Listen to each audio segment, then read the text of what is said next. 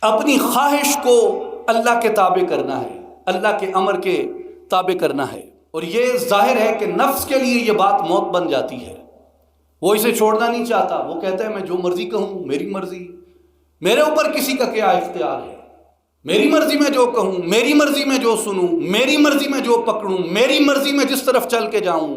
تو جب آپ نے اپنے آپ کو عبد مان لیا، بندہ مان لیا، پھر آپ کی مرضی تو ختم ہو گئی۔ زبان پہ کس کی مرضی ہوگی؟ مالک کی۔ کانوں پہ کس کی مرضی ہوگی؟ مالک کی۔ ہاتھوں پہ کس کی مرضی ہوگی؟ مالک کی۔ خیال اور ارادے پہ کس کی مرضی ہوگی؟ مالک کی۔ پاؤں پہ کس کی مرضی ہوگی؟ مالک کی۔ عقل پہ کس کی مرضی ہوگی؟ مالک کی۔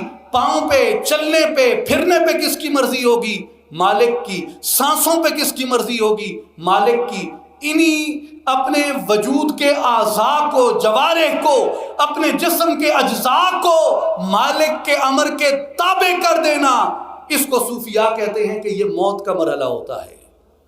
مرنے سے پہلے مر جاؤ۔